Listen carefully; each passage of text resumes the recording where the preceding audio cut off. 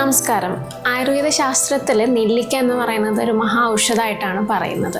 നമുക്ക് നെല്ലിക്ക കൊണ്ടുള്ളൊരു പാനകം നമുക്ക് എങ്ങനെ ഉണ്ടാക്കുന്നത് നോക്കാം.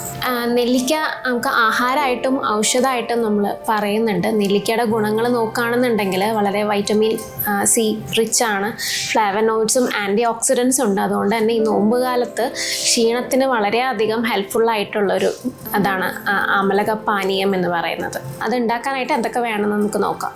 ആദ്യമായിട്ട് നമുക്ക് വേണ്ടത് നെല്ലിക്കയാണ്. പച്ച നെല്ലിക്ക പുഴുങ്ങിയതാണ് വേണ്ടത്.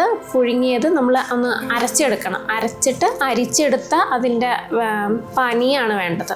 അതുപോലെ തന്നെ നമുക്ക് വേണ്ടത് കുരുമുളക് പൊടി, ഇന്ദുപ്പ്, ഏലക്ക പൊടിച്ചത്, പിന്നെ വേണ്ടത് പനങ്ങൽക്കണ്ടാണ്. പനങ്ങൽക്കണ്ടം ഉരുക്കി വെച്ചേക്കുന്ന പാനീയമായിട്ടാണ് ഉപയോഗിക്കുന്നത്.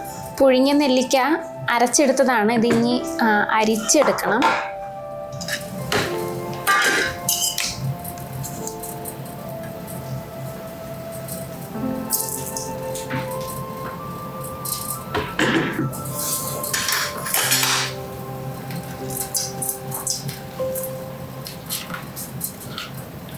നെല്ലിക്ക അരച്ചെടുത്ത് നമ്മൾ നല്ലോണം അരിച്ചെടുത്തിട്ടുണ്ട്. അതിൻ്റെ വെള്ളം മാത്രമാണ് എടുത്തേക്കുന്നത്.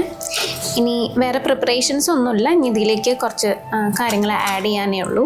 ഇതിലേക്ക് ഇനി കുറച്ച് കുരുമുളക് ആഡ് ചെയ്യുന്നുണ്ട്. പിന്നെ ഇച്ചിരി ഏലക്കപ്പൊടി ആഡ് ചെയ്യുന്നുണ്ട്. പിന്നെ പനങ്ങൽക്കണ്ടം ഉരുക്കി വെച്ചതാണ്. അത് ആവശ്യത്തിന് മധുരം നോക്കിയിട്ട് നമുക്ക് ഒരു 2 ടീസ്പൂൺ കൂടി ആഡ് ചെയ്യാം. പനങ്ങൽക്കണ്ടം, അതായത് ഷുഗറുള്ള പേഷ്യൻസിന് പനങ്ങൽക്കണ്ടം ഉപയോഗിക്കാൻ പറ്റുന്നില്ലെങ്കിൽ കുറച്ച് ഇന്ദുപ്പ് മിക്സ് ചെയ്ത് കഴിക്കാവുന്നതാണ്. ഇത്രയേ ഉള്ളൂ. ഇതിൻ്റെ പ്രിപ്പറേഷൻ നമുക്ക് സെർവ് ചെയ്ത് കഴിക്കാവുന്നതാണ്.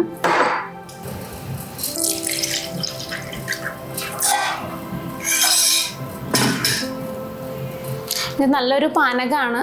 നോമ്പുകാലത്ത് ഇത് വളരെ ഹെൽപ്ഫുള്ളാണ്.